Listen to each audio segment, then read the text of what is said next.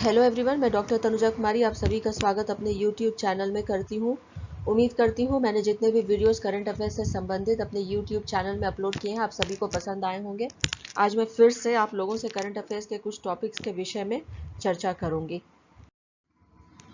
First topic जिसके विषय में मैं आप लोगों से बात करना चाहूँगी वह सुनील शेट्टी के विषय में है। विश्वविख्यात फैशन डिजाइनर सुनील शेट्टी को खादी और ग्राम उद्योग आयोग में सलाहकार के रूप में नियुक्त किया गया है। वह 1 वर्ष तक खादी और ग्राम उद्योग आयोग को भारत और विदेशों में खादी के प्रचार और कपड़ों के डिजाइन के संदर्भ में परामर्श देने का कार्य करेंगे।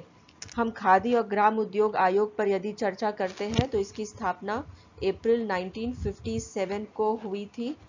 इसे khadi and village industries commission act 1956 के अंतर्गत स्थापित किया गया है।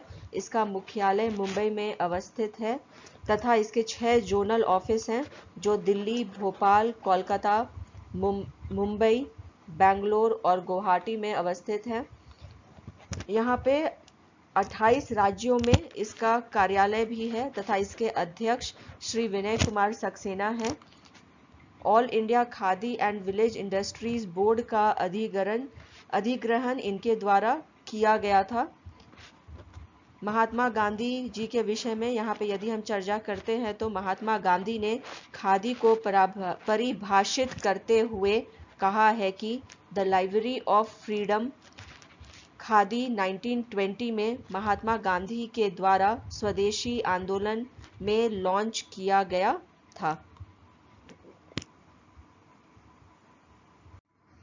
नेक्स्ट यहाँ पे मैं आप लोगों से बात करूंगी QS ग्लोबल MBA रैंकिंग 2021 के विषय में। वैश्विक स्तर पर प्रबंधकीय शिक्षा उपलब्ध कराने वाले प्रसिद्ध इंस्टीट्यूट की ranking QS global MBA ranking 2021 जारी कर दी गई है, जिसमें विश्व के 50 शीर्ष प्रबंध संस्थानों को सूची में स्थान दिया गया है। भारत के 2 मैनेजमेंट इंस्टीट्यूट को इसमें स्थान मिला है। यह 2 संस्थान हैं IIM अहमदाबाद और IIM बेंगलुरु। यहाँ पे यदि हम बात करते हैं IIM अहमदाबाद के विषय में तो इसे अभी का जो रैंकिंग प्राप्त हुआ है वह 31st रैंक है। पूर्व में इसका स्थान 27th रहा था। यदि हम IIM बेंगलुरु के विषय में बात करते हैं तो अभी इसका स्थान 35th रैंक है और पूर्व में इसका स्थान 26th रहा था। यहाँ पे जो हम देखते हैं या हमें ये जो दिख रहा है दृष्टिगोचर होता है कि दोनों का जो स्थान है IIM अहमदाबाद और IIM बेंगलुरु दोनों का वह खिसक करके नीचे आ गया है। यूनाइटेड किंगडम के US वर्ल्ड यूनिवर्सिटी रैंकिंग इसे प्रत्येक वर्ष जारी करता है। इसके एडिटर बेन साउटर है तथा इसके जो प्रकाशक हैं वह सीमेंट्स लिमिटेड है। इसका प्रकाशन सर्वप्रथम 2004 में किया गया था तथा टाइम्स हायर एजुकेशन इसके साझेदार रहे हैं। 2010 में प्रथम बार अपना स्वतंत्र रैंकिंग इसने जारी किया था। नेक्स्ट यहाँ पे आप लोगों से चर्चा करना चाहूँगी कजाकिस्तान के विषय में। कजाकिस्तान के द्वारा 2020 में conference on interaction and confidence building measures in Asia का अध्यक्ष पद धारित किया गया है।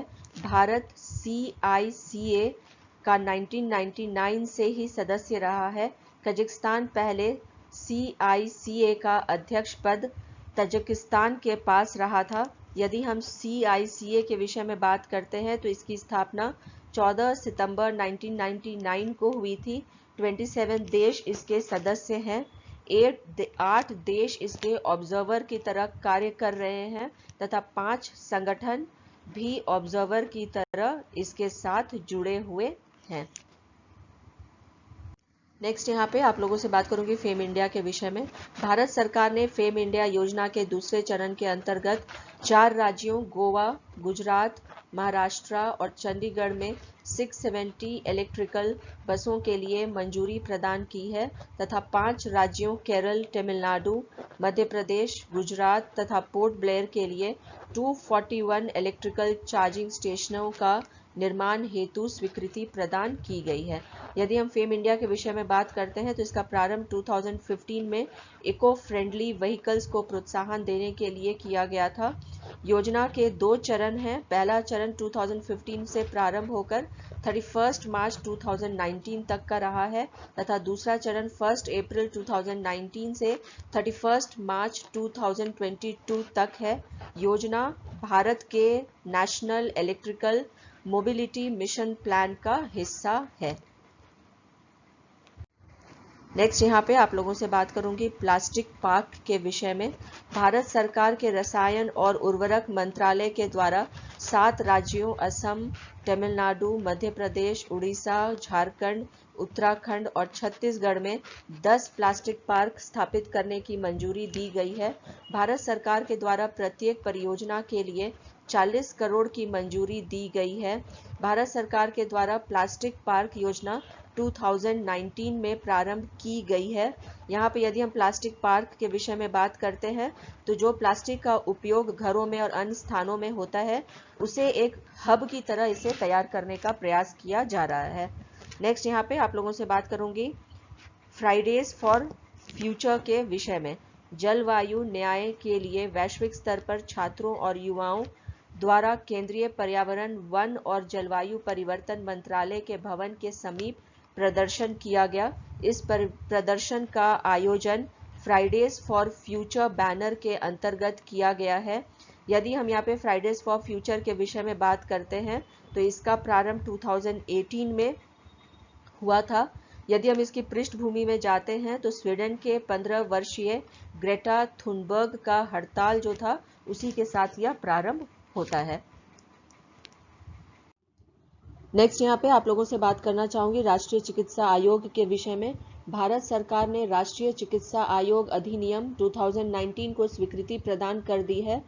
देश में चिकित्सा और व्यवसाय के लिए राष्ट्रीय चिकित्सा आयोग इसी के साथ अस्तित्व में आ गया है। यहाँ पे मैं आप लोगों से यह बात बताना चाहूंगी आप लोगों को कि भारतीय चिकित्सा परिषद अधिनियम 1956 का स्थान राष्ट्रीय चिकित्सा आयोग अधिनियम 2019 ने ले लिया है और इसी के साथ राष्ट्रीय चिकित्सा आयोग अस्तित्व में आया है। इसके अध्यक्ष डॉक्टर सुरेश चंद्र शर्मा हैं। राष्ट्रीय चिकित्सा आयोग के 25 सदस्य हैं, 1 अध्यक्ष, 10 पदेन सदस्य और 14 अंशकालिक सदस्य हैं।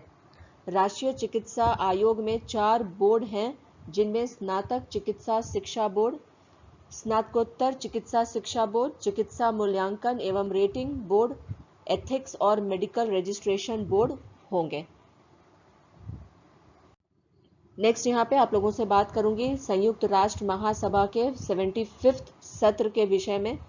संयुक्त राष्ट्र महासभा में 75वें सत्र को भारत के प्रधानमंत्री नरेंद्र मोदी के द्वारा संबोधित किया गया।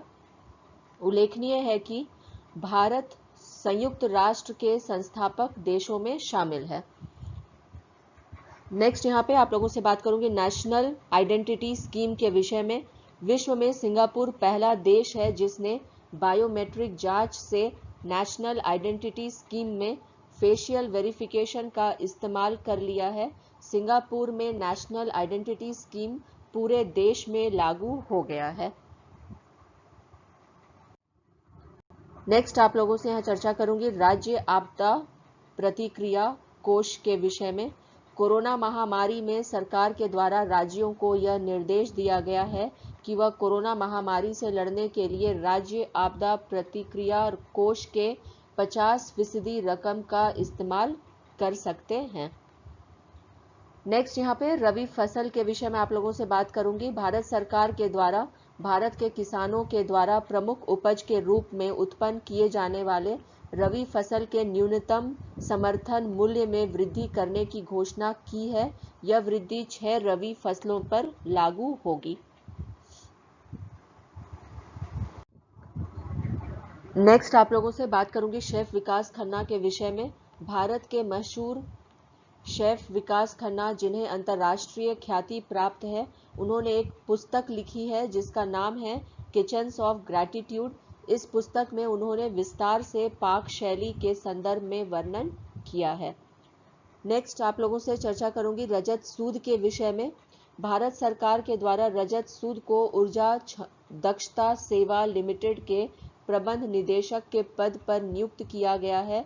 ऊर्जा दक्षता सेवा लिमिटेड की स्थापना 10 दिसंबर 2009 को हुई थी।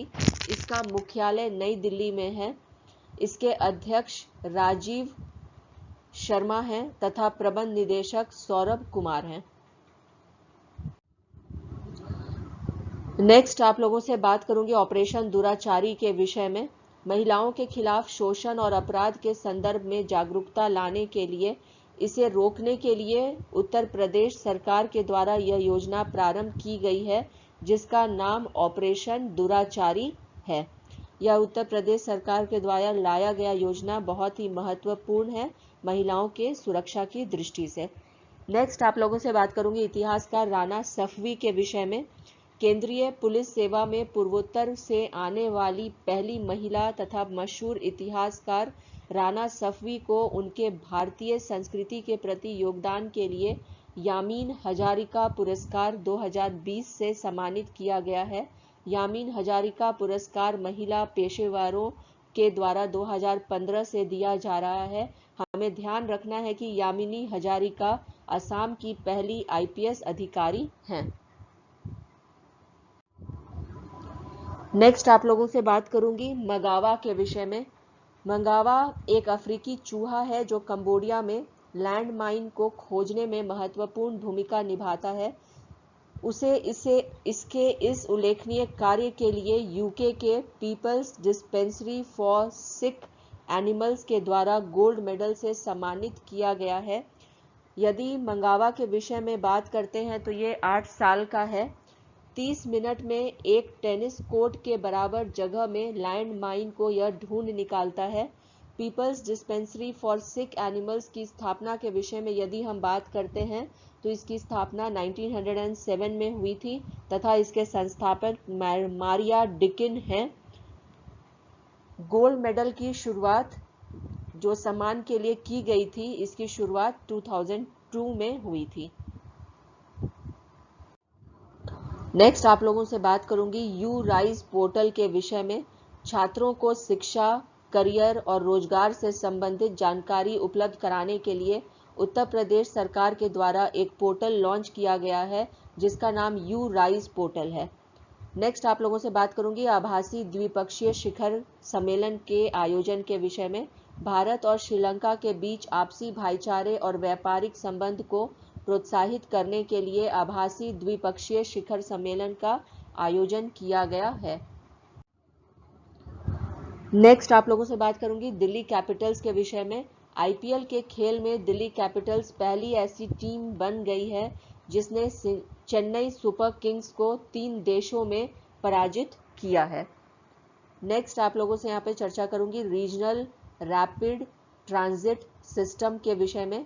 रीजनल रैपिड ट्रांजिट सिस्टम का तात्पर्य रेल आधारित उच्च गति परागमन प्रणाली से है जिसमें अधिकतम 180 किलोमीटर प्रति घंटे की गति होती है तथा औसत गति 100 किलोमीटर प्रति घंटे की होती है।